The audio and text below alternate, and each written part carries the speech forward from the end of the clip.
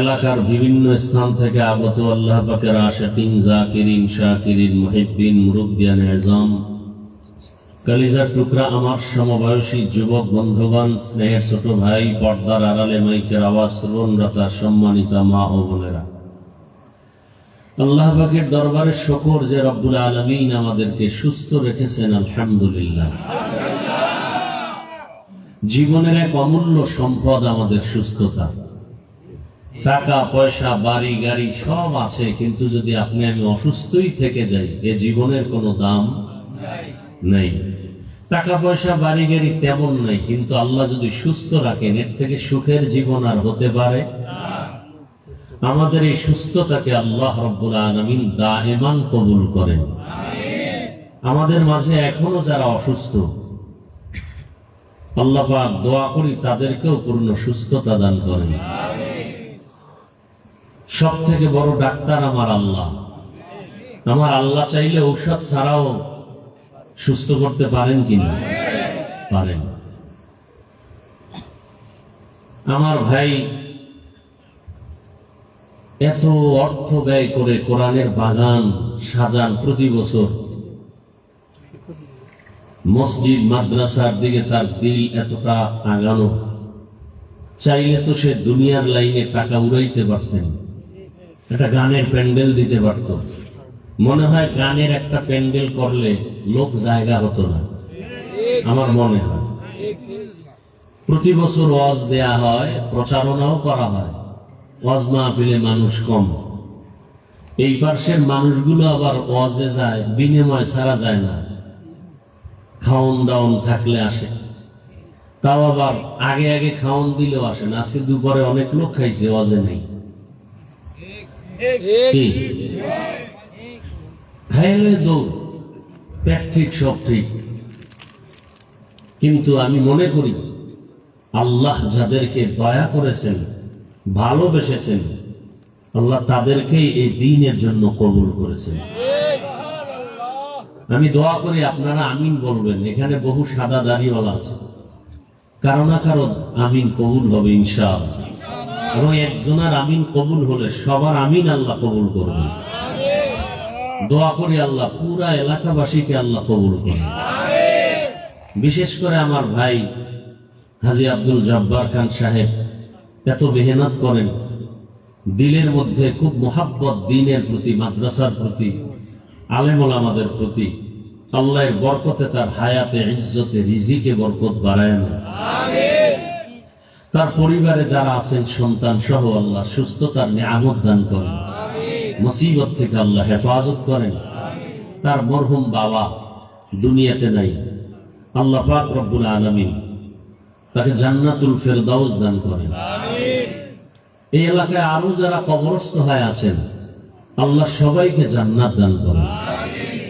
বিশেষ করে ইদানিং যেই মরণের লাশগুলো দেখতেছি, সহ্য করার মতো না। বাচ্চা কাঁদতেছে, আমি আম্মু বলে ডাকবো কাকে? আব্বু বলে ডাকবো কাকে? আবার মা কাঁদতেছে, আমার সন্তান ছাড়া আমি বাঁচবো কিভাবে? এগুলো সহ্য করার মতো না। এত কঠিন এক হালাত, আপনারা দেখেন না? এগুলো বিবাহ করেছে, পরিবার বউ সহ রওনা বাবার বাড়ি, যেতে পারে না, রাস্তার মাঝে শেষ। কুমিল্লা ট্রেনের সাথে বাসের ধাক্কা, দেখেছেন জাগাত মানুষ ঈদের জামা কাপড় গুলো পরে আছে। প্রতিনিয়ত এই অবস্থা, এগুলো একটা মানুষ হিসাবে মেনে নেওয়া বড় কষ্ট। বাস পানিতে পড়ে কি অবস্থা হলো। দোয়া করি আল্লাহ যারা আজকে বিভিন্ন দুর্ঘটনায় জীবন চলে গেছে, আল্লাহ তাদেরকে সর্বোচ্চ শহীদের মর্যাদা দান করেন। আসলে রসুলের কিছু আমল আমাদেরকে দিচ্ছেন, আমরা রসুল চ্যালেঞ্জ দিয়ে গেছেন, তোমাদের জীবনে সম্মান নষ্ট হবে না, মৃত্যু তো হবেই, তবে মৃত্যুটা যেন শান্তির হয়, সম্মানের হয়। হঠাৎ মরণ যেন না হয়, অ্যাক্সিডেন্টের মরণ যেন না হয়। আল্লাহ আমাদেরকে হেফাজত করেন। সেক্ষেত্রে ঘর থেকে যখন বের হবেন বিসমিল্লাহ বলে ডান পা দিয়ে বের হবেন, এটা রাসূলের সুন্নাত। দরুদ শরীফ পড়তে পড়তে বের হবেন, আল্লাহ একদল ফেরেশতা আপনার পাহারাদার বানিয়ে দিবেন। আমরা তো সে আমলগুলো করি না। বাথরুমে সবাই যেতে হয়, রাসূলের সুন্নাত কি খালি মাথায় খালি পায়ে বাথরুমে যেও না। কেন? বাথরুম হলো জিন শয়তানের আড্ডাখানা। জিন শয়তানের আড্ডাখানা। আমরা খালি মাথায় বাথরুমে যাই, খালি পায়ে বাথরুমে যাই। রাসূলের দোয়া শিখাইছেন, দোয়া করে যাও, আল্লাহুম্মা ইন্নী আউযু বিকা মিনাল খুবুসি ওয়াল খাবাইস। ওখানে খবিসরা থাকে, জিন শয়তান। এই জন্য অনেকে গিয়েই হঠাৎ পড়ে যায়, অ্যাক্সিডেন্ট হয়, বুকে ব্যথা পায়, মাথায় ব্যথা পায়। আমি চ্যালেঞ্জ দিয়ে বলছি গতকালও এক জায়গায়, যদি সুন্নত অনুযায়ী কেউ বাথরুমে যায়, কোনোদিন বাথরুমে দুর্ঘটনায় পড়বে না। এরপরে বাথরুমের দরজাগুলো ওপেন রাখে, খোলা রাখে। হঠাৎ করে বাচ্চা অসুস্থ, কেন? ওদের নজর লাগে, বদনজর যখন পড়ে যায় অসুস্থ হয়ে যায়। হাদিস শরীফে এমন কথা আছে যে এমনকি বাচ্চা মহিলাদের কাপড় যেগুলো গোসলের পরে থাকে, এগুলো যেন মাগরিবের আগে, সূর্য ডুবার আগে ঘরে নেয়, বাইরে না থাকে। কারণ ওই টাইম শয়তান ঘুরে, জিন ঘুরে। রাসূলের সুন্নাত যে মানবে আর জীবনে কোনো অশান্তি আসবে না। আর এই সুন্নতের বয়ান শোনানোর জন্য আমার ভাই এ সুন্দর আয়োজন করেছেন। আল্লাহ পাক ভরপুর কামিয়াবির সাথে মাহফিল কবুল করেন। শুধু কি আমার দেশের হালাত দেখেন তো, আজকে বিশ্বের কি অবস্থা। আমার বাংলাদেশি প্রবাসে যারা আছেন অধিকাংশ মধ্যপ্রাচ্যে আছেন, সেখানে যুদ্ধ চলতেছে। যদি কিছু হয়ে যায় ভবিষ্যতে আমাদের দেশের মানুষের ক্ষতি বেশি হবে। আমাদের কলিজা ভরে কান্না করার দোয়া করা উচিত। আল্লাহ পাক গোটা বিশ্বের মুসলমানদেরকে হেফাজত করেন, আমার দেশ আমার জাতিকে হেফাজত করেন। অন্যের জন্য দোয়া করলে নিজের জন্য আগে কবুল হয়। আমরা তো অন্যের জন্য দোয়া করতে চাই না, মনে মনে ভাবি যদি আমার ভাগে কম পড়ে যায়। অথচ অন্যের জন্য দোয়া করলে নিজের জন্য আগে কবুল হয়। আলেম ওলামাদের কাছে যাইতে হয়, বয়ান শুনতে হয়। রাসূলের কথা কার থেকে শুনবো? রাসূল তো আর আসবেন না, সাহাবায়ে কেরাম আর আসবেন না, উলামায়ে কেরাম বয়ান করবেন। মৃত্যু তো হবেই, আগামীকাল বেঁচে থাকার গ্যারান্টি নাই। আপনি ঘরে আছেন, মরে যাবেন না। ঘুমের মধ্যে কত মানুষ মরে যায়। কিছু কথা শুনে দোয়া করে যাওয়ার নিয়ত আছে নাকি আগেই ভাববেন? আল্লাহ সবাইকে কবুল করেন। উলামায়ে কেরাম আলোচনা করেছেন। আমিও দীর্ঘদিন অসুস্থ, 2-3 দিন হয় প্রোগ্রাম শুরু করেছি। আল্লাহ পাক ইখলাস ও সুস্থতার সাথে, কামিয়াবির সাথে দ্বীনের খেদমতকে দাইমি ভাবে করার মতো ব্যবস্থা করে দিন। আমি আপনাদের সামনে আলোচনার জন্য একটি সূরা তেলাওয়াত করছি, যেই সূরাটা ঘরের মা বোনেরাও শুনতে শুনতে অনেকের মুখস্থ আছে, আপনাদেরও অনেকের মুখস্থ আছে। মনে আছে কি সূরাটা পড়ছিলাম? সূরা আসর, ওয়াল আসরে সূরা। এটা মহিলারাও পারে, আপনারাও পারেন। এই ছোট্ট সূরার অ্যাকশন কি, এই সূরাটা দিয়ে আল্লাহ জাতিকে কি উপহার দিয়েছেন আজকে একটু শুনে যাবেন ইনশাআল্লাহ। রাসূলের হাদিস থেকে এক টুকরো হাদিস করেছে। আগে তরজমাটা বলে নিন। আল্লাহ বলেন, ওয়াল আসর, আসরের শপথ, ইন্নাল ইনসানা লাফি খুসর, নিশ্চিত পৃথিবীর সমস্ত মানুষগুলো ধ্বংস হয়ে যাবে। ইল্লা, না না, কিছু মানুষ হবে না। তারা কারা? আমানু, আল্লাযীনা আমানু, যারা ঈমানওয়ালা, ওয়া আমিলুস সলিহাত, যারা আমলওয়ালা, ওয়া তাওয়াসাউ বিল হক, যারা ঈমান আমলের দাওয়াত অন্যকে দেয় তারা। 4 নাম্বার, ওয়াতাওয়াসাউ বিস-সবর, যারা ঈমান আমলের বিরোধিতা করে তাদেরকে বাধা দেয়। আল আসরের সূরায় আল্লাহ কসম করছেন, আসরের কসম, শপথ, সব মানুষ ধ্বংস হয়ে যাবে, অর্থাৎ জাহান্নামে যাবে, কিন্তু ওই মানুষটা যাবে না যার মধ্যে 4 গুণ থাকবে। কয় গুণ? 1 নাম্বার গুণ ঈমান, দ্বিতীয় গুণ নেক আমল, তৃতীয় গুণ হলো ঈমান আমলের দাওয়াত অন্যদেরকেও দিবে, 4 নাম্বার গুণ যারা ঈমান আমলের বেলাইনে চলে তাদেরকে বাধা দিবে। হাদিসে নবী বলেন, ইত্তাকিল মাহারিম তাকুন আ'বাদান নাস, দুনিয়ার উম্মত তোমরা আল্লাহর নিষিদ্ধ জিনিস থেকে নিজেকে বিরত রাখো, দূরে রাখো, বাঁচায় রাখো। যদি রাখতে পারো তোমাদের মর্যাদা বেড়ে যাবে, আমি আল্লাহ বাড়াবো, মানুষের মাঝেও আমার কাছেও বেড়ে যাবে। সূরাটার তরজমা, হাদিসের তরজমা শেষ, এবার কিছু ব্যাখ্যা শুনি।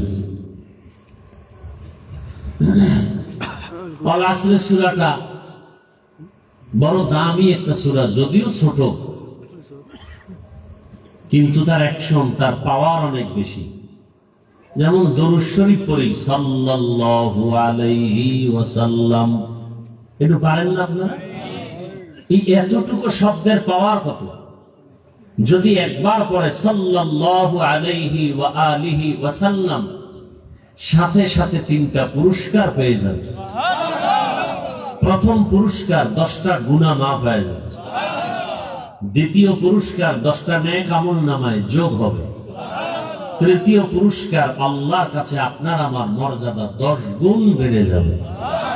হর কে বাশদ আমিলে সন্নুমুদম, হর কে বাশদ আমিলে সন্নুমুদম, আতশে দোজখ শবদ বরওয়ে হারাম। দরুদ পড়বেন আর জাহান্নামে যাবেন, এটা হতে পারে না। আগুন কাছে আছে, গরম লাগবে না, এটা হতে পারে না। পানিতে নামবেন, শরীর ভিজবে না, এটা হতে পারে না। আল্লাহকে আল্লাহ বলে ডাকবেন, রসুলের শানে দরুদ পড়বেন, জান্নাত পাবেন না, এটা হতে পারে না। কিন্তু আমরা তো আমল করি না, দুর্বল। একবার পড়লে 3 পুরস্কার। এই দরুদটা এত সংক্ষেপ, যদি 100 বার পড়েন কত লাভ! শুধু মরার পরে লাভ না, দরুদ পড়লে দুনিয়াতেও লাভ। আপনার ব্যবসায় ঝামেলা, দরুদের আমল করেন, সমাধান দরুদ। চাকুরিতে সমস্যা, দরুদের আমল করেন, সমাধান। ঘরে অসুস্থ রোগী, দরুদের আমল করেন, সমাধান। পৃথিবীতে দরুদের মতো পাওয়ারফুল কোন আমল নেই। নফল আমলের মধ্যে পাওয়ারফুল এবং সহজ। আর একটা পাওয়ারফুল আমল, সহজ আমল, ইস্তিগফার। আস্তাগফিরুল্লাহ, আস্তাগফিরুল্লাহ, আস্তাগফিরুল্লাহ। হাসান বসরি রহমাতুল্লাহ আলাইহি, জগৎ বিখ্যাত একজন কুতুবুল আলম, তিনি বলেন, রাত আসলে যেমন দিন থাকে না, দিন আসলে রাত থাকে না, ঠিক তেমনি ভাবে যারা ইস্তেগফারের আমল করে তাদের আমল নামায় কোনো গুনাহ থাকে না। ইস্তেগফার করতে কি ওযু লাগে? হাঁটতেছেন ইস্তেগফার করেন, বসে আছেন ইস্তেগফারের আমল করে, গুনার কথা স্মরণ করে। ছোট ছোট আমল, ঘর থেকে ডান পা দিয়ে বের হন, সুন্নত। গাড়িতে উঠছেন, লঞ্চে উঠেন, বাহনে উঠেন, বিমানে উঠেন, 5টা সূরা পড়া উঠেন, বিসমিল্লাহ সহ, কুল ইয়া আইয়ুহাল কাফিরুন, এরপরে ইজা জা, এরপরে কুল হুয়াল্লাহ, এরপরে কুল আউযু বিরাব্বিল ফালাক, এরপরে কুল আউযু বিরাব্বিন নাস। এই 5টা সূরা বিসমিল্লাহ সহ পড়েন। কোন মুসিবত আপনাকে চলার পথে আকৃষ্ট করবে না, আঁচ করবে না, টাচ করবে না, বরং আল্লাহ ফেরেশতা দিয়ে আপনাকে হেফাজত করে ঘর পর্যন্ত আবার পৌঁছায় দিবেন। আমরা আমল করি না। ভিক্ষুক আসছে আপনার সামনে, খবরদার ধমক দিবেন না, কিছু দিয়া বিদায় করেন। কোন সময় ভিক্ষুক আসলে ভিক্ষুক না, আপনাকে পরীক্ষা করার জন্য কোন অলিও হতে পারে। এরকম বহু ঘটনা আছে। মাটি কাজ করে, এরকম লেবার আছে না মাটি কাটে, ওরা তো ফজরের আজান দিলেই কাজে যায়। এখন তো সব নবাব জাদা হয়ে গেছে, এখন কাজের লোক পাওয়া যাচ্ছে না, এদের ডিমান্ড বেশি, এদেরকে খুঁজে পাওয়া যায় না, মোবাইল ব্যবহার করে বন্ধ রাখে, অনেক ডিমান্ড। আগে মানুষের দিল ভালো ছিল, কাজও করতো মন দিয়া, আর এখন ওভার টাইম করবে না, 1 মিনিট বেশি হলে জরিমানা নিয়ে নেবে মালিক থেকে, না হয় এমন এক কাম করতে যে একটা আকাম করবে যে মালিক আরো 50,000 টাকা লস করে দিল গোপনে। তো ওই রকম একটা লোক যাচ্ছে রাস্তা দিয়ে কাজে যায়, হঠাৎ এক বুড়া মানুষ ভিক্ষুকের ভেসে এসে দাঁড়ায়, বলে এই কই যাও? বলে কাজে যাও। আমি গরিব মানুষ, আমাকে কিছু দিতে পারো? কি চাও? ওই অনেক আগের কথা। বলে আমাকে 2 টাকা দাও। এখন তো 2 টাকা কোনো ভিক্ষুকও নিতে চায় না। 5 টাকা 10 টাকার নিচে দিলে বলবে তুই তো আমার থেকেও ফকির, তোর ভিক্ষা দিব না। কথা ঠিক না? আল্লাহর কি কুদরত, এই লেবার যাতে এদের পকেটে, বা পকেট তো নাই, ওই কাপড়ের ভিতরে খুচরা টাকা রাখে, 1 টাকা 2 টাকা 5 টাকা। আগে, এখন তো নোটও নেই।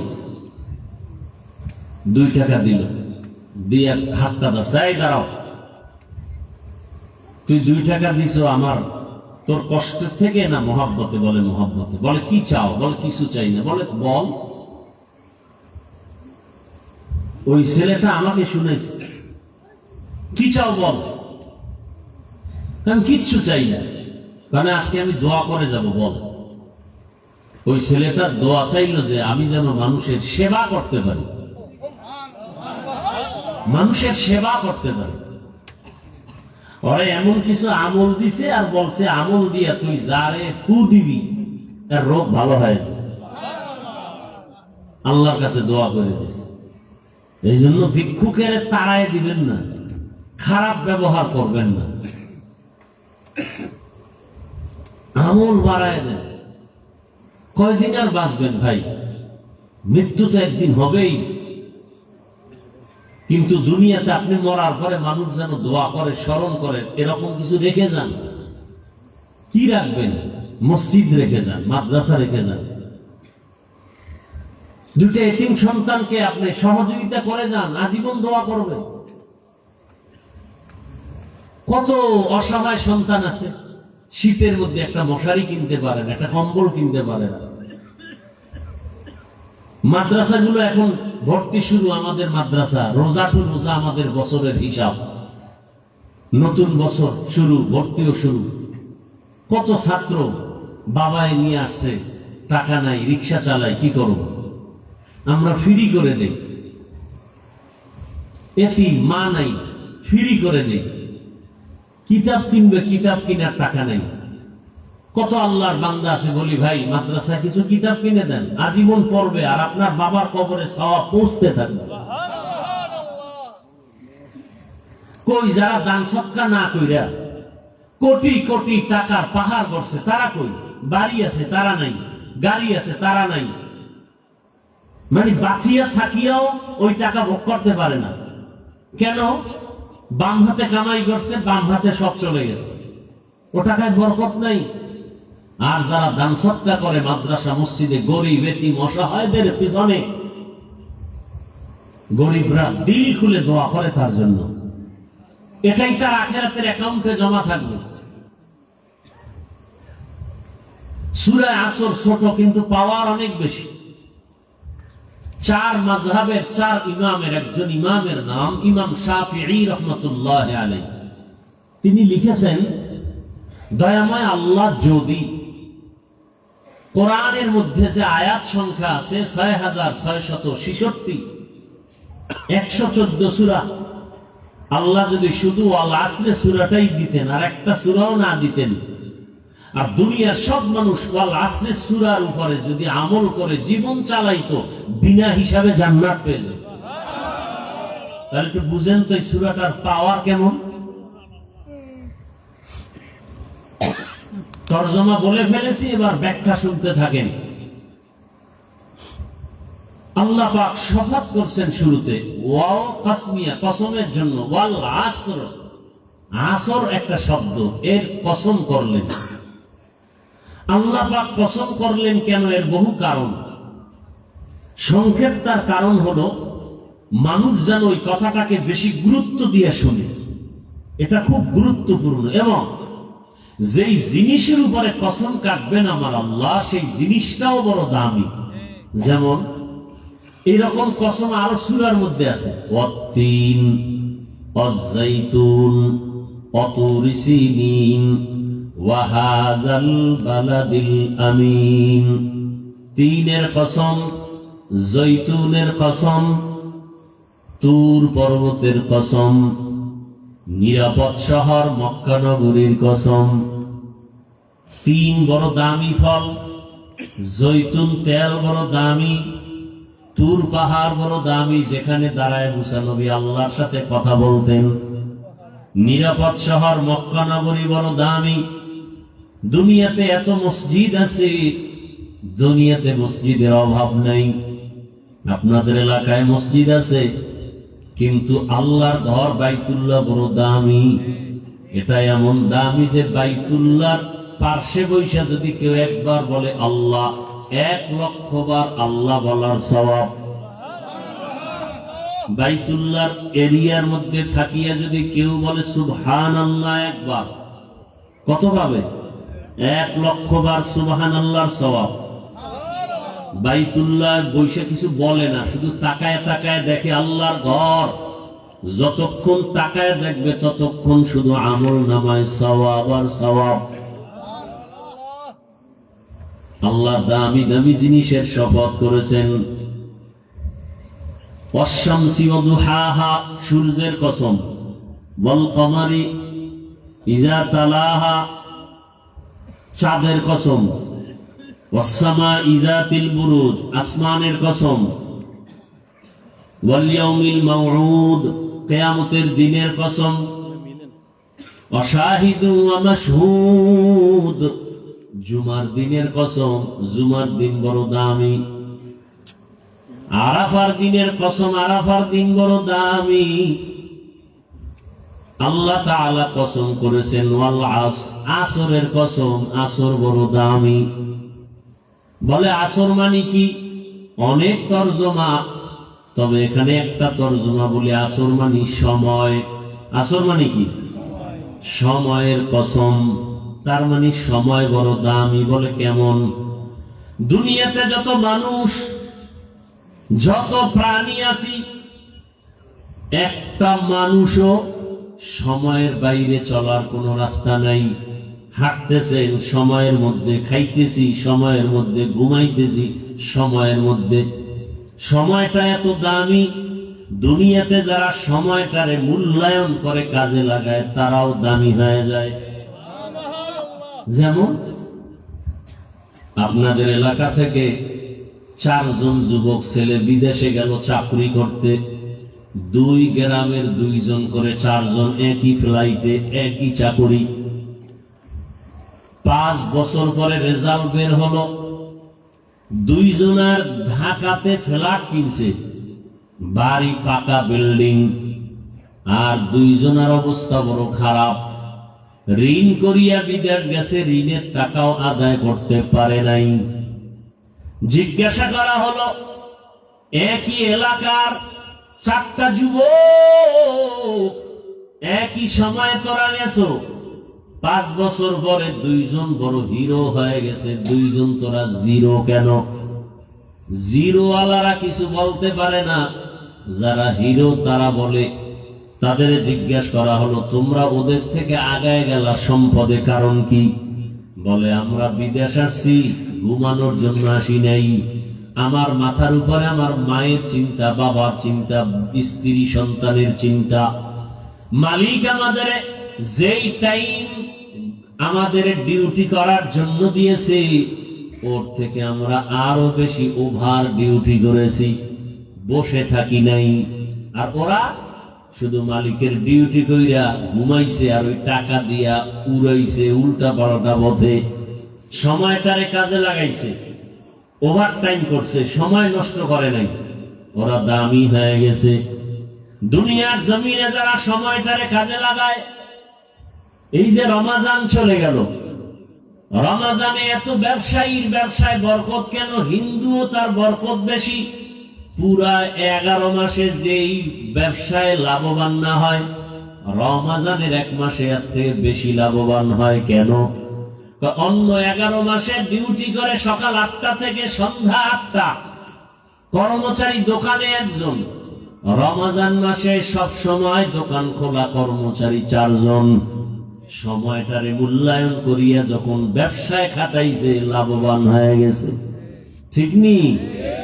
লেখাপড়ার মধ্যে যারা সময়টারে কাজে লাগায়, তারাই তো কবি নজরুলের মতো দামি হয়। সময়টারে কাজে লাগায়, টাকার কারণে সম্মান না, সময়টারে কাজে লাগানোর কারণে সম্মান। ডাক্তার জাকির নায়েকের নাম কে না জানে, কে না চিনে? টাকার গরমে না, এত সম্মান সারা দুনিয়ায় শুধু টাকার জন্য না, ক্ষমতার জন্য না। সময়টারে জীবনে কাজে লাগাইছেন, অনর্থক নষ্ট করেন নাই। সময়ের বড় দাম। এই যে আপনারা বসে আছেন, এখানেও সময় ব্যয় হয় না? এই সময়ের দাম আছে না নাই? বলবো কিছু?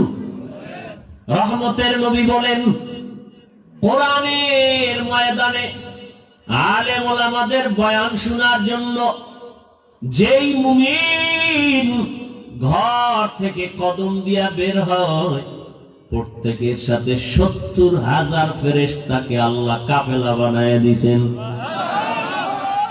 এখানে বসার পরে চতুর্দিক থেকে নূরের তৈরি রহমতের ফেরেশতারা হাতে হাত লাগায় কাতার বন্দী হয়ে বেষ্টন করে আছে আল্লাহর আরশে আজিম পর্যন্ত। নবীজি বলেন হাদিসে, ফেরেশতাকে আল্লাহ জিজ্ঞাসা করেন, ওই হাজী আব্দুল জব্বার সাহেবের বাড়ির মাঠে কারা বসে আছে? নরমাল বিছানা, হোগলার ভেতরে চাটাইয়ের মধ্যে বসে আছে, এরা কারা? কয় তোমার বান্দা। কেন আসছে? আল্লাহ তো জানেন, তারপরও জিজ্ঞাসা কেন ফেরেশতাকে? ফেরেশতাদেরকে সাক্ষী বানানোর জন্য জিজ্ঞাসা করে। এই ফেরেশতারা, ওরা আসছে কেন? টাকা চায় না? কি চায়? বাড়ি চায় না, গাড়ি চায় না। কেন আসছে? টাকার জন্য না, আসছে আল্লাহ আপনাকে চায়, আর আপনার জান্নাত চায়, আর আপনার জাহান্নাম থেকে পানাহ চায়, ক্ষমা চায়। এবার আল্লাহ আবার প্রশ্ন করেন, হাদিস, ও ফেরেশতারা, যেই বান্দারা, যেই মহিলারা পর্দার আড়ালে কোরআনের বয়ান শুনে, এরা আমি আল্লাহকে যে চাইলো, আমি আল্লাহকে দেখছেনি? কয় না, দেখে নাই। আমার জান্নাত দেখছে? বলে না, দেখে নাই। আমার জাহান্নাম দেখছেনি? বলে না, দেখে নাই। আল্লাহ বলেন, ফেরেশতারা সাক্ষী হয়ে যাও, যেই বান্দা বান্দীরা আমি আল্লাহকে না দেখে, আমার জান্নাত না দেখে, আমার জাহান্নাম না দেখে, মনের আবেগ নিয়ে বসছে, জানায় দাও, সাক্ষী থাকো, লিখে দাও, এরা ময়দানে বসা মাত্র সবার সব গুনাহ মাফ করে দিলাম। আতিনা ফি দারে দুনিয়া না হাসান, আতিনা ফি দারে দুনিয়া না হাসান, আতিনা ফি দারে উকবানা হাসান, ইয়া গিয়াসাল মুস্তাগীসিন ইহদিনা লিফতিখারা বিল উলুমে ওয়াল গিনা। হর গরিদে নেকো তু তৈয়ার হে, जो न मांगे उससे तू बेजार है। কোরআনের বাগানে বসা মাত্র সব গুনাহ মাফ। দুনিয়াতে আর কোন বাগান নাই যেখানে বসলে গুনাহ মাফ হবে। কিন্তু এই মজলিস এত দামি, এখান থেকে যদি কেউ বয়ান শুনিয়া মোনাজাতে কান্না করে তওবা করে বাড়িতে রওনা হয়, আল্লাহ না করুন যদি অবস্থায় তার মরণ হয় বিনা হিসাবে জান্নাত। কত বড় দামি মজলিস, আল্লাহ কত দয়াময়। আল্লাহ বলেন সময়টারে কাজে লাগাও। হাদিসে পাকে নবী বলেন কেউ যদি এশার নামাজ পড়ে ঘুমায়, কি করে? আবার সকালবেলা ঘুম থেকে উঠিয়া যদি আবার ফজরের নামাজ আদায় করে, ঘুমের মধ্যে যেই টাইম গেল ওই টাইমটাও নেকের পাল্লায় ওজন হবে। চিন্তা করছেন? আপনি ঘুমায় রইছেন কিন্তু এই সময়টাও নেকের পাল্লায় ওজন করা হবে। ওগো নবীর উম্মতেরা,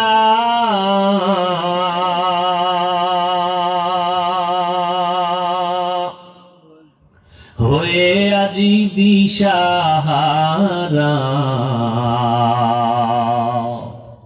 কোরআন হাদিসের চলো যখন যাহা চায় মনে, নবী বিনে কে তরাবে পুসিরাত মিজানে, নবী বিনে কে তরাবে পুসিরাত মিজানে, উম্মতের কান্ডারি নবী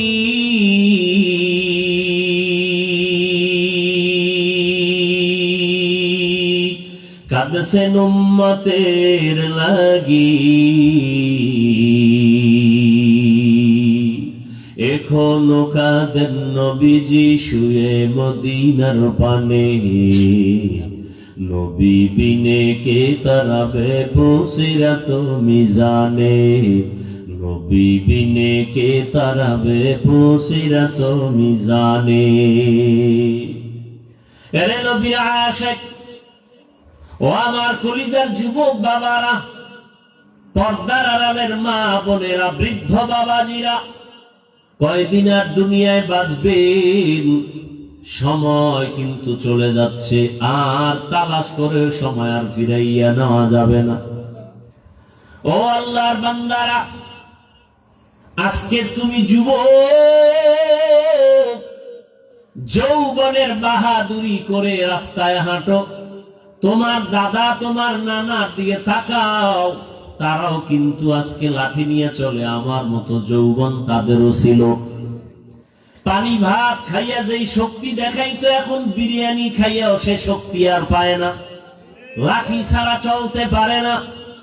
তোমারও কিন্তু এমন একটা জীবন আসবে, আজকের এই বাহাদুরি থাকবে না, একদিন সব নিঃশেষ হয়ে যাবে, বাড়ি ঘর কিছুই সাথে যাবে না। হ্যাঁ, যদি তোমার উপার্জনের হালাল কামাই দিয়ে একটা মসজিদ বানাও, মাদ্রাসা বানাও, একজন কোরআনওয়ালা তৈরি করো, হাসরের ময়দানে এই কোরআনওয়ালা সুপারিশ করে বলবে, আল্লাহ এই বান্দা আমাকে মাদ্রাসায় কোরআন শিক্ষার ক্ষেত্রে সহযোগিতা করেছে, এই বান্দাকে জান্নাত দেও। আল্লাহ বলবেন, যাও, কোরআনের সুপারিশ করেছো, আমি তাকেও জান্নাত তোমার সাথে দিয়ে দিলাম। ভাইরা আমার, আল্লাহ সময়টারে কাজে লাগাবার জন্য শপথ করেছেন। সময় বড় দামি এক সম্পদ, এই সময়টারে অবহেলায় কাটাইও না। ও আমার কলিজার যুবক, আজকে সময়কে অপচয় কাটানোর জন্য মোবাইল হাতে দিয়ে দিছে সব বেঈমানেরা। সময় কেমনে যায়, রাত্র 3টা বাজে খবর নাই, 4টা বাজে খবর নাই, ফজরের আজান কখন হলো খবর নাই। অথচ এই মোবাইলের কারণে চোখের পাওয়ার নষ্ট, মাথা নষ্ট, শরীর দুর্বল, হাত দুর্বল। এরপর ওই মোবাইলের গুনাহ থেকে নিজেদেরকে বাঁচাইতে পারি না রে বাবা। কয়দিন আর এই বাহাদুরি, ঘুমের মধ্যে আজরাইল যদি আসে, কি নিয়ে আল্লাহর আদালতে দাঁড়াবে। এজন্য আল্লাহ শপথ করে বলেন, সময়ের শপথ, সময় বড় দামি। সময়টারে যারা কাজে লাগাইছে তারা দামি হয়ে গেছে, আখিরাতের লাইনও হয়েছে, দুনিয়ার লাইনও হয়েছে। এ ভাই, যারা মোটামুটি লেখাপড়া করছেন, আপনারা তো জেনারেল লাইনে পড়েছেন, আপনাদের লাইনে কত সন্তান একসাথে স্কুলে যাইতেন, কিন্তু আপনি আজকে লেখাপড়া তেমন করেন না, কিন্তু আপনার সাথে ওই ছেলেটা লেখাপড়া করে কিন্তু আজকে ওসিডিসি, র্যাব, আর্মি অনেক টাকার মালিক হয়েছে। নাই? সময়টারে কাজে লাগাইছে। আর আপনি বলছেন আমারে শিক্ষকের ধমক দিল কেন, আমি লেখাপড়া করব না। আমারে শিক্ষকে বেতের বাড়ি দিল কেন, লেখাপড়া করব না। আপনি রাগ কইরা চলে গেছেন, কপাল পুড়ে ফেলছেন। আর আপনার সাথে ওই ছেলেটা লেখাপড়া করি আজকে matric, MA, IA, BA pass করার পর এখন সে doctor, MBBS doctor, homeopathic doctor, সময়টারে কাজে লাগাইছে। এখন সম্মান এলাকায় সব থেকে বেশি। কেন? টাকা আছে কয় না। তাহলে এত সম্মান কেন? শিক্ষা অনেক বেশি, প্রফেসর, ইঞ্জিনিয়ার, এজন্য তার দাম। ওসিডিসি এজন্য তার দাম। এমপি মন্ত্রী এজন্য তার দাম। এরে আল্লাহর বান্দারা, আল্লাহ সময়টারে কাজে লাগাবার জন্য তাগিদ দিলেন। এরপরে আমার আল্লাহ বলেন ইন্নাল ইনসানা লাফি খুসর, দুনিয়াতে যত মানুষ আছে সব মানুষ ধ্বংস হয়ে যাবে, জাহান্নামে যাবে। কিন্তু 4 গুণওয়ালারা জাহান্নামে যাবে না। কয় গুণ? কষ্ট হইতেছে আপনাদের না? এমনি তো নাচনেওয়ালা বুড়ি, আর যদি কয় ঢোলের বাড়ি। হ্যাঁ, এই আল্লাহর বান্দারা সব ভিআইপি মানুষ, রোজার মাস ইফতারি খাইয়া শরীরে এমন তেল, ওয়াজ মজ ভালো লাগে না, নিজেও বয়ান শুনেন না, আরো 10 জন মানুষ আছে বয়ান শুনতে, তাদের মাঝখানে আপনি চলাফেরা কথাবার্তা বলে ডিস্টার্ব করেন। আপনি ক্ষতির জন্য দুনিয়াতে জন্ম নিলেন, আপনার কপাল এত খারাপ কেন? আপনি শুধু অন্যের ক্ষতিই করবেন জীবন ভর। আল্লাহ আপনার এই জন্য পাঠাইছে, জীবন এখানে উপকার করতে পারবেন না।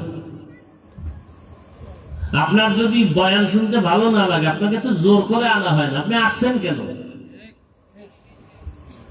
আল্লাহ যেহেতু নিয়ে আসছেন, কপালটা যদি খারাপ হয় যে মোনাজাতটা দিয়া মা বাবার জন্য দোয়া না করে যাবেন, তো এমন কপালের দাম কি? মাইকের আওয়াজ অনেকে শুনতেছে, কিন্তু কোরআনের বাগানে আসার সুযোগ নাই, তৌফিক নাই। আল্লাহ না দিলে হবে না, আল্লাহ তৌফিক না দিলে হয় না। বহু টাকাওয়ালা আছে, চাইলেই মক্কা মদিনা যেতে পারে না। আল্লাহ যাকে কবুল করেন সেই মক্কায় যায়, মদিনায় যায়। মনে চাইলেই বাবা নেক আমল করা যায় না, কোরআনের বাগানে বসা যায় না। আল্লাহ যাদের কবুল করবেন তারা এ ময়দানে বসবে। হেদায়েতের মালিক আমার আল্লাহ। আরে হেদায়েত বড় কঠিন জিনিস। 13টা বছর রসুলকে দেখলো, বয়ান শুনলো, এরপর কালেমা পড়ে না, নাম আবু জাহাল। কেমন কপাল পোড়া! যেই রসুলকে এক নজর দেখলে জাহান্নামের আগুন হারাম, যেই রসুলকে মোহাব্বতের নজর দিয়ে যদি তাকায় সাথে সাথে পেটের ক্ষুধা থাকে না। কেমন রহমতের নবী! যেই রহমতের নবী রাস্তা দিয়া যখন হাঁটেন, যেখানে নবী কদম দেন ওই জায়গা থেকে বছরকে বছর শুধু মিশকের ঘেরান। কেমন রহমতের নবী আমার! যেই রহমতের নবী রাস্তা দিয়ে হাঁটে, রাস্তার পাশের গাছগুলো নত হয়ে রসুলের সালাম দেয়। কেমন আমার মায়ার নবী! রাস্তা দিয়ে নবী হাঁটতেছেন, মেঘের খন্ড নবীর ছায়া দেয়, সূর্যের গরম যেন না লাগে। নবী রাস্তা দিয়ে হাঁটে, নবীর শরীরের মধ্যে মশা মাছি পড়ে না, হারাম। রহমতের নবীর ঘাম আম্মা জান আয়েশা রাদিয়াল্লাহু আনহা লেখেন, হাদিসে বলেন, নবীজির ঘাম আমি বোতলে ভরে রাখতাম, কারণ নবীর ঘাম গুলো আমরা বড় বড় অনুষ্ঠানে মেশকো আতর হিসাবে ব্যবহার করতাম, কারণ রসুলের ঘাম থেকে মেশকের ঘেরা। এরে নবীর আশিক, ওই নবীর কারণে আমাদের এত সম্মান। ওই রসুলকে চিনলা না রে মুসলমান? ওই রহমতের নবী, যাকে দেখলে চোখে পানি রাখা যায় না, দিলটা শান্ত হয়ে যায়, সেই নবীকে কয়দিন দেখছে আবু জাহাল? 13 বছর বয়ান শুনছে, এরপরও কালেমা পড়ে নাই। কপাল ভালো না খারাপ? হাতের মুষ্টিতে পাথর নিয়ে কয়, এই আব্দুল্লাহ ছেলে মুহাম্মদ সাল্লাল্লাহু, বলো তো আমার হাতে কি? নবী বলেন আমি বলতে পারবো না। কেন? বলো, বললে কি হবে? এখনই কালেমা পড়বো। নবীজি বলেন হাতের মধ্যে কি আছো তোরা নিজের একটু আওয়াজ দে। নবী এই কথা বলা মাত্র পাথরগুলো কালেমার আওয়াজ দিল জোরে জোরে। আবু জাহিল্লা পাথরগুলো মাটিতে ফালায় কয়, ও তুমি তো বড় জাদুকর। কপাল খারাপ, হেদায়েত হয় নাই। দেখেন হেদায়েত কত কঠিন জিনিস। আবার দেখেন অন্যদিকে 27 বছরের একটা যুবক তরবারি নিয়ে দৌড়ায় নবীকে জবাই করবে। কয় বছরের যুবক? 27 বছরের যুবক নবীকে জবাই করার জন্য তরবারি নিয়ে দৌড়ায়। কিন্তু রসুলের সামনে গিয়া চেহারাটা দেখাই তরবারি ফালাইয়া নবীজির কদমে গিয়া ক্ষমা চায়, কয় ইয়া রাসূলুল্লাহ আমাকে আপনি মাফ করে দেন, কালেমা পড়ায় দেন। দেখছেননি 13 বছর নবীর পাশে থাইকা বয়ান শুনিয়াও কালেমা পড়ে না আবু জাহাল, এটাও কপাল। আর ওমর নবীকে জবাই করতে গিয়াও কালেমাওয়ালা হয়ে গেছে। কয় বছর বয়সে? 27 বছর বয়সে। নবীজি এমন একটা দোয়া কইরা দিছে ওমরের জন্য, এখন ওমরের পাওয়ার হয়ে গেছে। কেমন পাওয়ার? কয় ওমর রাস্তা দিয়ে হাঁটে, শয়তান ভাগে, শয়তান ভয় পায় ওমরের। কেমন পাওয়ার? আমগো বাঙালি এক চালাক কয় শয়তান আমারেও ভয় পায়। কেন? কয় আমি ওর থেকে বড় শয়তান। আমি যেই দুষ্টামি জানি, চালাকি জানি, শয়তান এগুলো জানে না। ওমর রাস্তা দিয়ে হাঁটতেছে, হঠাৎ অন্য দিক থেকে একটা যুবক আসতেছে মদের বোতল হাতে। ওমরের দেখা যুবকের হাত দুর্বল, কাঁপাকাঁপি শুরু হয়ে গেল, প্রচন্ড ভয়।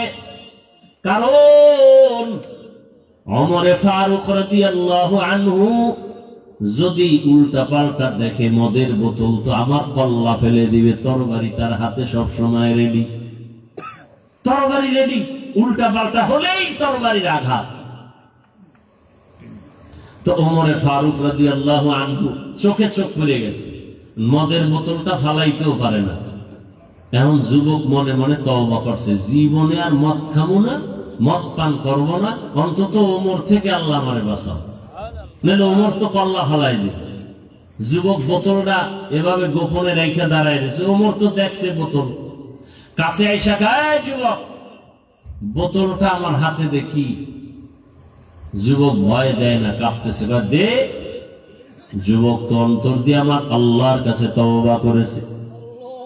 মদের বোতল মদ সহ যখন ওমরের হাতে দেওয়া হয়, ওমরে ফারুক রাদিয়াল্লাহু তাআলা আনহু মদের বোতলটা হাতের মধ্যে নিয়ে তাকায় দেখে বোতলের মাঝে এক ফোঁটা মদও নাই, পুরা বোতলটাই সাদা দুধে ভরা।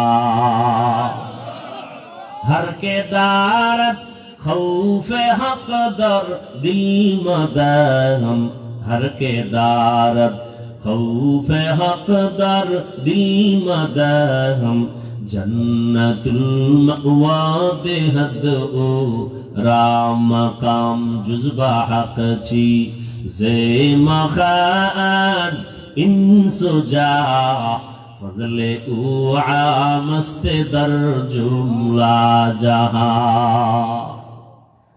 ও আমার কলিজার যুবক বাবারা, বৃদ্ধ বাবাজিরা, পর্দার আড়ালের মা বোনেরা, আমি সারা বাংলাদেশে মানুষের পায়ে হাত রেখে বয়ান করি আর কথা বলি।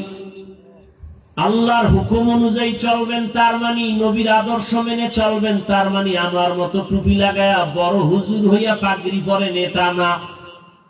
বরং আমি বলবো, যারা স্কুলে পড়ো যুবকেরা ধন্যবাদ, আমি দোয়া করে গেলাম।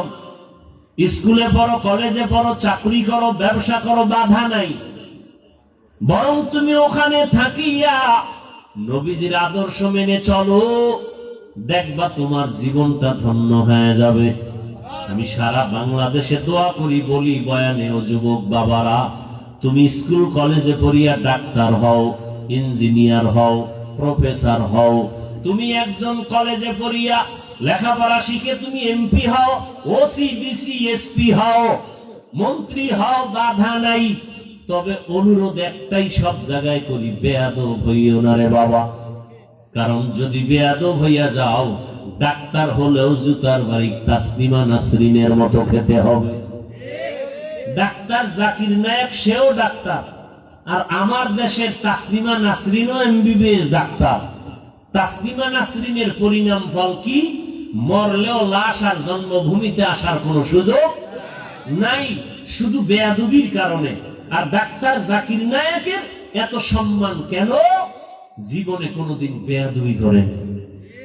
ডাক্তার হও, বেয়াদব যদি হও তো ডাক্তার হলেও তোমার কপালে জুতা।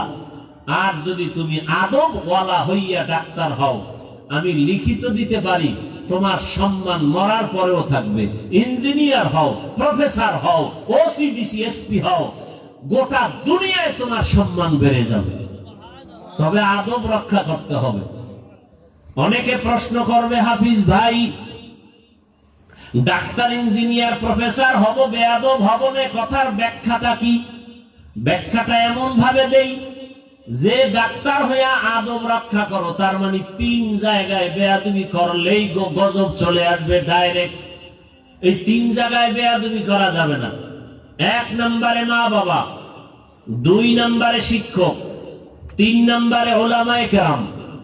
এই 3 জায়গায় যদি বান্দা তুমি দোয়া নিয়ে চলো, তুমি জিরো থেকে হিরো। ডাক্তার হলেও সম্মান। আমার দেশে যুবকেরা বলো, তোমার মতো যুবক স্কুল কলেজে পড়ে, জেনারেল লাইনে পড়ুয়া, ডাক্তার ইঞ্জিনিয়ার প্রফেসর নামাজি আসেনি? যুবক বাবারা বলো, আছে না নাই? তোমার পায়ে হাত রেখে বলি, তুমি নিজেকে প্রশ্ন করো, তুমি পারো না কেন? তোমার মতো যুবক র্যাব, আর্মি, পুলিশ, বিডিআর এর চাকরি করে 5 ওয়াক্ত নামাজ পড়ে, তুমি পারো না কেন? তোমার মতো যুবক সন্তানেরা রাস্তায় গাড়ি চালায়, নামাজ পড়ে, বলো তুমি কেন পারো না? তোমার মতো যুবক সন্তানেরা ওসি ডিসি এসপি এমপি মন্ত্রী নামাজি, অভাব নাই, তুমি কেন পারো না? তোমার মতো যুবক নদীর মধ্যে মাছ ধরে, নামাজ পড়ে, বলো তুমি কেন পারবা না? তোমার মতো যুবক কৃষি কাজ করে, ময়দানে গামছা বিছাইয়া নামাজ পড়ে, বলো তুমি কেন পারবা না? অনুরোধ করে বলছি, হেদায়েতের মালিক আল্লাহ। এই যুবকেরা, মাত্র কয়েক মাসের ঘটনা, যেই যুবকটা চোখে দেখে নাই কিন্তু মরার পরে তাকায় তাকায় আমার মাওলা কুদরতি ক্ষমতা দিছে, দেখছে। এত সম্মান যে ঢাকার অলি গলি জানাজায় ভরপুর হয়ে গেছে। কার কথা কইতেছি? যেই উসমান হাদি রাস্তা দিয়ে হাঁটলে মানুষ এসে এমনি এমনি টাকার বান্ডিল দেয়, লাখ টাকা দেয়, 50,000 টাকার বান্ডিল দেয়। যুবকেরা সাক্ষী দাও, কোনদিন লাইভে টাকা চাইছে ছেলেটা? ইন্তেকালের পরে ব্যাংক অ্যাকাউন্ট চেক করে দেখা হলো, গোটা দুনিয়া থেকে ভক্তরা তারে কোটি কোটি টাকা পাঠায় দিছে। আর তুমি কেমন চরিত্র নষ্ট তোমার! তুমি সারা রাত মোবাইলে গুনাহ করার জন্য এমবি ভরতে গিয়া মায়ের টাকা চুরি করো, বাবার টাকা চুরি করো। তোমার চরিত্র কত খারাপ, তোমার চেহারা নষ্ট হয়ে গেছে। যাদের কলবের দরজা খোলা, এরা তাকাইলেই দেখবে তুমি রাতের বেলা কি গুনাহ করেছো। আজকে গুনাহ করার কারণে চেহারার মধ্যে নূর নাই, চেহারার মধ্যে আলো নাই, চেহারা দিয়ে তাকাইলে মায়া লাগে না, শুধু গুনার কারণে চেহারার নূর আল্লাহ নিয়ে গেছেন।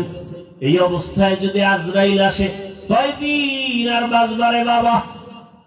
ওই ওমরা হজে গেছে, নোয়াখালীর সন্তান পরিবার নিয়া, বাচ্চা নিয়া, ওমরা করার পরে গেছে কোন বন্ধুর বাড়ি বেড়াইতে, এমন একটা অ্যাক্সিডেন্ট হয়ে গেছে, জাগাত মারা গেছে, স্বামী স্ত্রী সন্তান, তবে 3 সন্তানের একটা মেয়ে বাচ্চা বেঁচে আছে। ওরে ফ্লাইটে নিয়ে আসছে দেশে, আর বলছে তোর আব্বু আম্মু চিকিৎসা অবস্থায় আছে, আসবে। কিন্তু যখন লাশ আর আনতে পারে না, অনেক প্রসেসিং, অনেক টাকা, শেষ পর্যন্ত ওই মেয়েটাকে যখন বলা হলো তোর আব্বু আম্মু দুনিয়াতে বেঁচে নাই, ওই সৌদি আরবে লাশ দাফন হয়ে গেছে। মেয়েটা মিডিয়ায়, যারা ফেসবুক চালাও বাবা, জীবন ভর তোমার এই জীবনটাই মোবাইলের মধ্যে নেশায় কাটাও। কিসের মদের নেশা, জুয়ার নেশা, এখন বড় নেশা মোবাইলের নেশা। যেই মোবাইলের নেশায় জীবন ধ্বংস, যৌবন ধ্বংস, সব বরবাদ। ওই মেয়েটা এমন হাউমাউ করে কাঁদছে আর বলছে আমি কাকে মা বলে ডাকবো, কে আমাকে মায়ের আদর দিবে। ঈদের আনন্দ ওর কপালে নাই। ঈদের দিন সবাই মায়ের কাছে যায়, বাবার কাছে যায়, আব্বু আমার একটা জামা কিনে দাও, আম্মু আমারে পোশাক পরায়া সাজায় গোসল করায় দাও। কিন্তু যার মা নাই, যার বাবা নাই, সে বুঝে মা কত বড় রত্ন, বাবা কত বড় রত্ন। যার মা নাই তার দোয়ার দরজা একটা বন্ধ, যার বাবা নাই তার দোয়ার দরওয়াজা দুটোটাই বন্ধ হয়ে যায়। ওই সন্তান ডানে বামে তাকায় আর কান্না করে, আমারে কে একটু মায়ের আদর দিবে। আমার নবীও তো দুনিয়াতে আইসা বাবার চেহারাও দেখতে পারেন নাই। 6 বছরে নবী মা হারা কান্না করতেছেন, 8 বছরে দাদাকেও হারায় ফেললেন। মায়ার নবী কান্না করে, ও এত কান্না।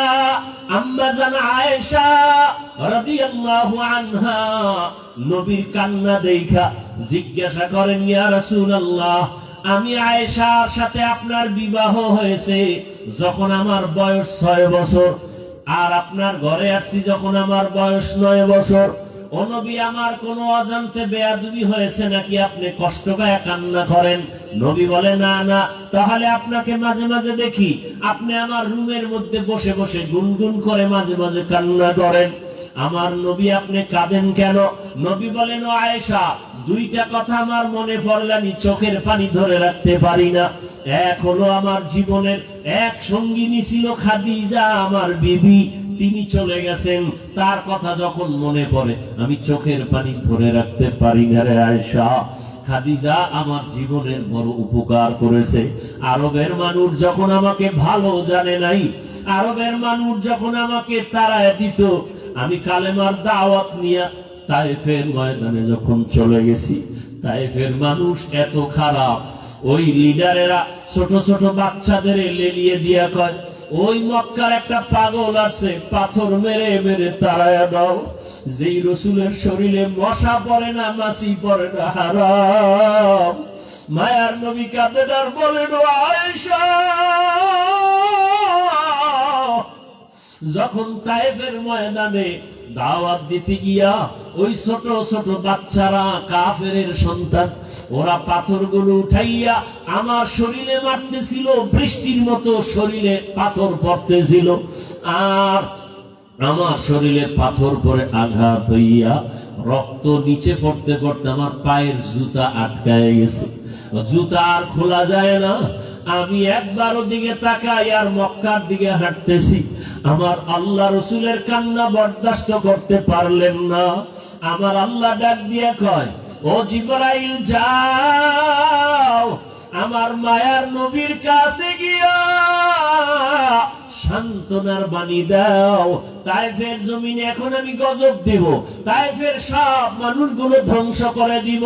মায়ার নবীর কাছে জিবরাইল আমিন আসিয়া যখন বলল, আল্লাহর রসুল কেমন দয়ার নবী আমার, নবী কান্না করে আর বলে, ভাই জিবরাইল, না না, আমার আল্লাহকে রাগ করতে নিষেধ করো। তায়েফের কাফের বেঈমানেরা আমি মুহাম্মদের চিনে না, ওরা যদি জানতো আমি ইয়তীম, ওরা যদি বুঝতো আমি 6 বছরে মা হারা, আমি বাবার আদর পাই নাই, আমি মায়ের আদর পাই নাই। সন্তানকে যদি বাবা ধমক দেয় মায়ের কাছে আশ্রয় নেয়, মা যদি ধমক দেয় বাবার কাছে আশ্রয় নেয়। যার মা নাই, যার বাবা নাই, কার কাছে আশ্রয় নিবে? আল্লাহর নবী কাঁদেন আর বলেন, ও ভাই জিবরাইল, তায়েফের মানুষ আমাকে চিনে নাই, ওরা জানেন আমি কত বড় এতিম অসহায়। আমি বাবার চেহারা দেখি নাই, মাকে হারায়া পাগলের মতো আছি। আজকে ওদের মারিও না, একদিন হয়তো আল্লাহ হেদায়াত দিলে দিনের কাজে আসবে, দিনের উপকার হবে। এমন মায়ার নবী আমার আম্মা জান আয়েশাকে বলেন, ও আয়েশা, আমি খাদিজা ওই সময় আমার টাকা পয়সা বাড়ি গাড়ি ছিল না। খাদিজা ছিল আরবের ধনী নারী, সব সম্পদ আমাকে হাদিয়া দান করছে। আমি এগুলো সব গরিবদের মাঝে বিলায়া দিয়েছি, আমি দান সদকা করেছি, আমি নিজে অট্টালিকা বানাই নাই। ওই খাদিজা আমি হেরা পাহাড়ে উঠিয়া আল্লাহর ধ্যানে যখন সময় কাটাইতাম, খাদিজা গিয়া গিয়া মাঝে মাঝে আমাকে নাস্তা পৌঁছাইয়া দিত। ওই খাদিজার ইন্তেকালে আমি সহ্য করতে পারি না, মনে পড়লে আমার চোখের পানি বের হয়ে যায়। আমি দাওয়াত দিয়া যতবার বাড়িতে আসছি, যত রাতে আইসা সালাম দিতাম, দরজা খুলে ফেলতো। জিজ্ঞাসা করতাম, আপনি কি ঘুমান না?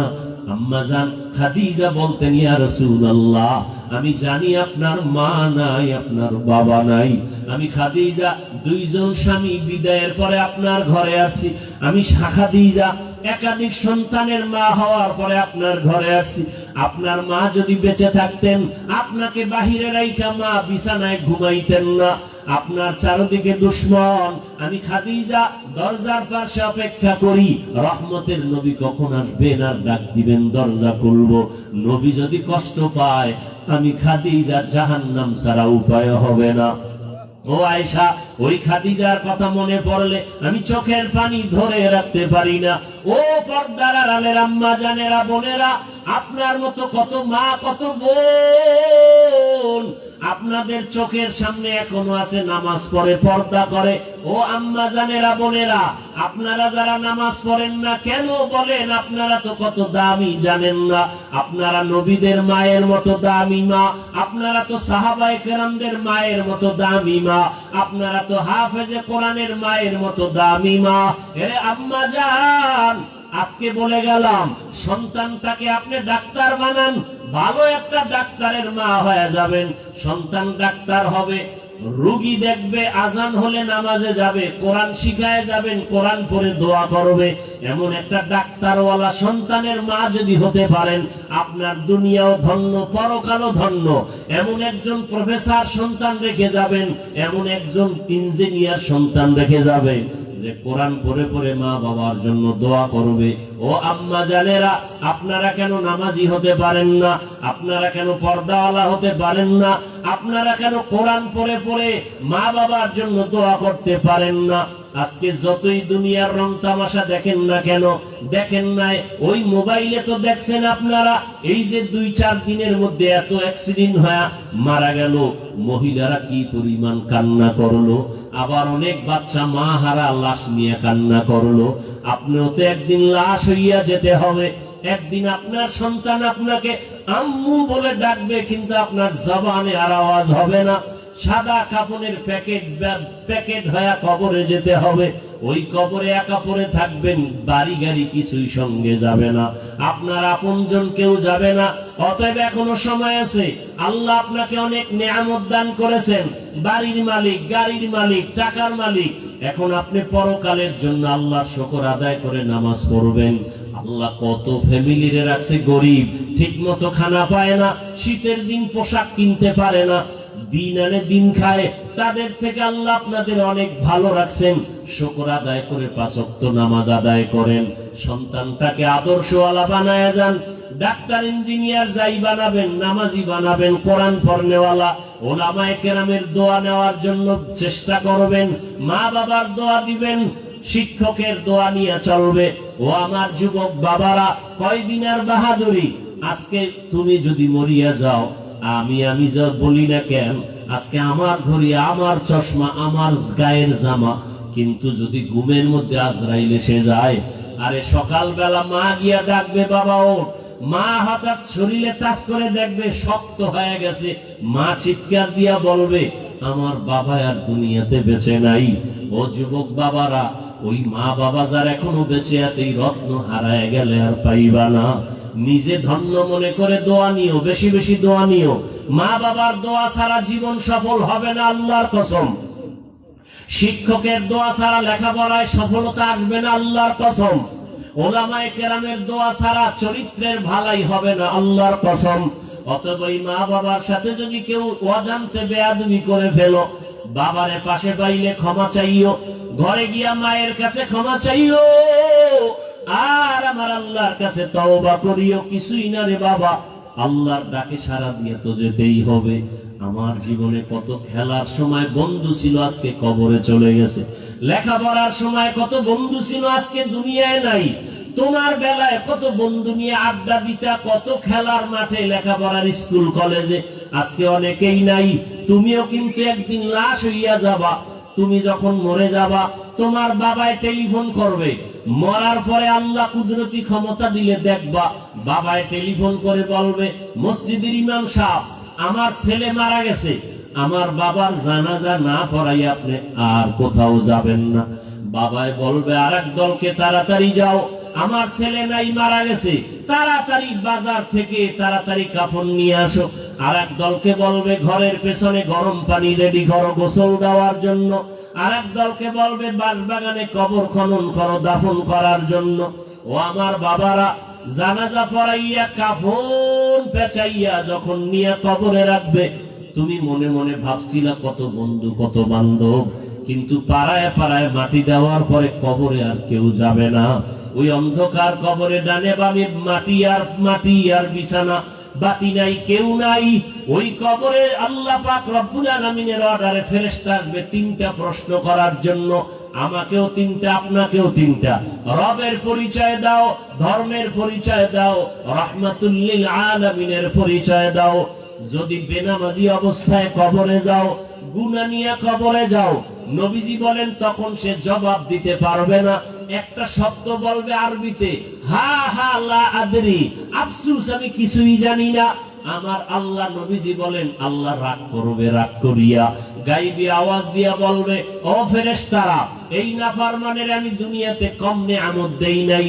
আমার দেওয়া জমিনের ফসল খাইলো, আমার দেওয়া নদীর মাছ খাইলো, আমার দেওয়া গাছের ফল খাইলো, আমার দেওয়া বাতাস, আমার দেওয়া চাঁদের আলো সূর্যের আলো ভোগ করিয়া আমার হুকুম মতো নামাজ পড়ে নাই, মা বাবার সাথে ভালো ব্যবহার করে নাই, শিক্ষকের সাথে ভালো আচরণ করে নাই, ওলামায়ে কেরামের কথা মতো দ্বীনের উপরে নবীর আদর্শ মানে নাই।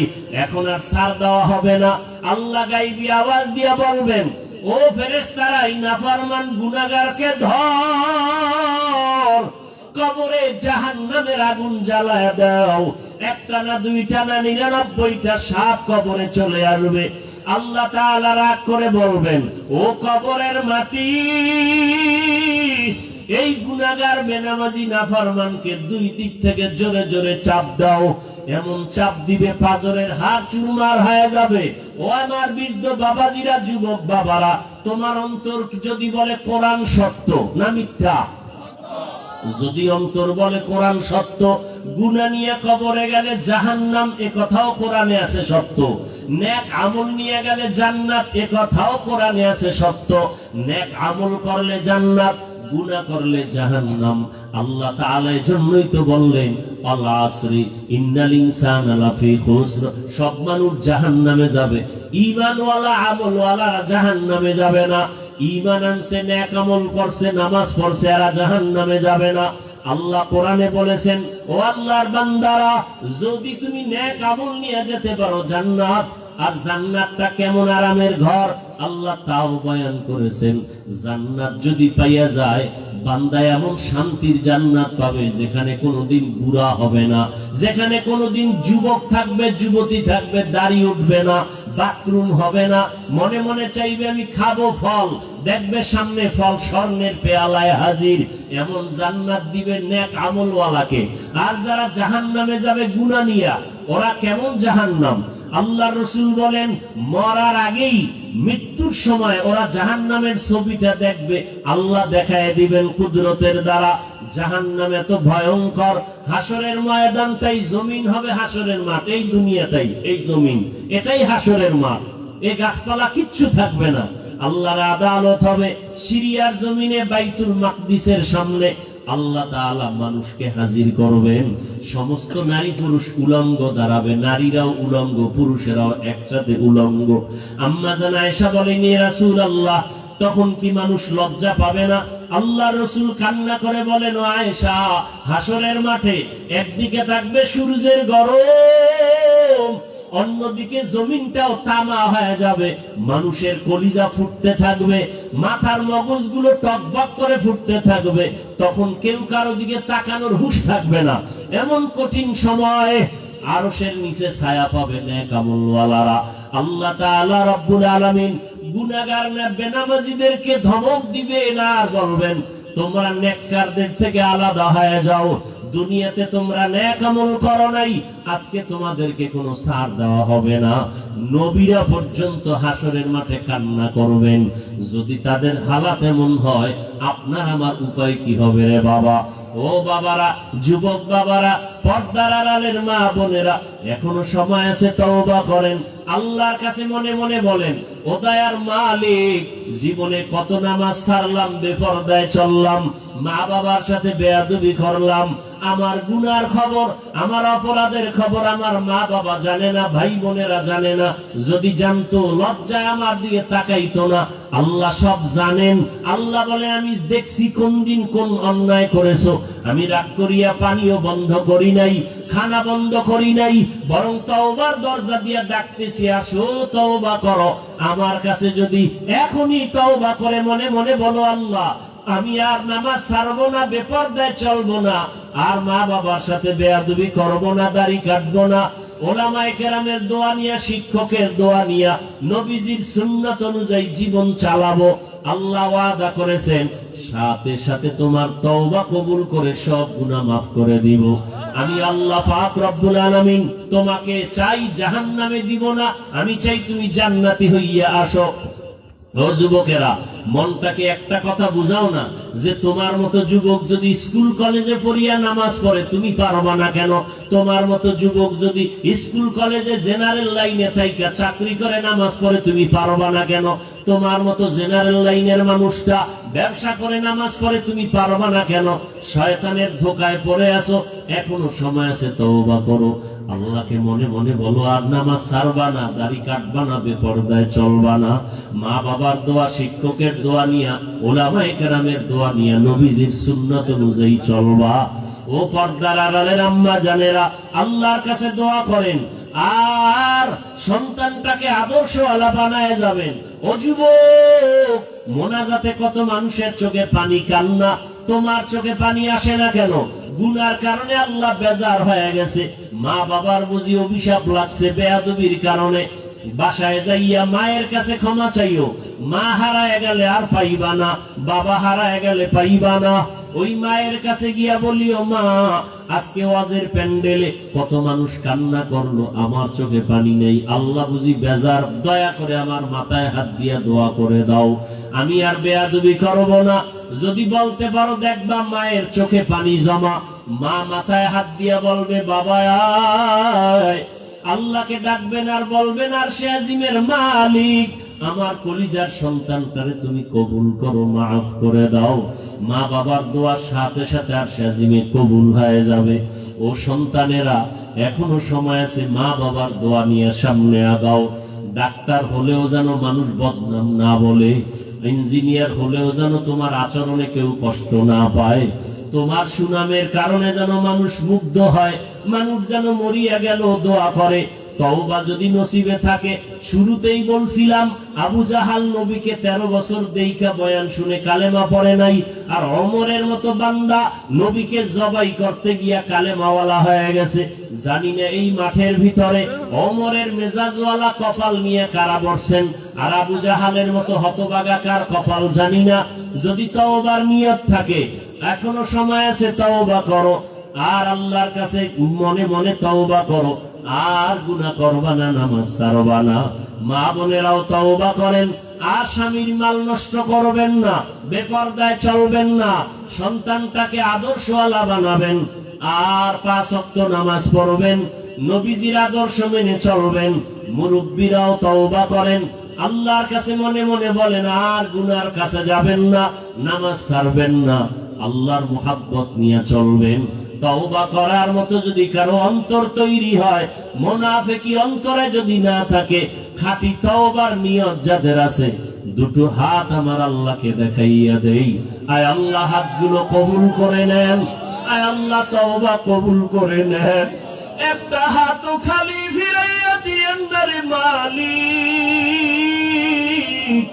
মা বোনদের কবুল করে নেন, আমার যুবক বাবাদের কবুল করে নেন, ছাত্রদের কবুল করে নেন, মুরব্বী বাবাজিদেরকে কবুল করে নেন।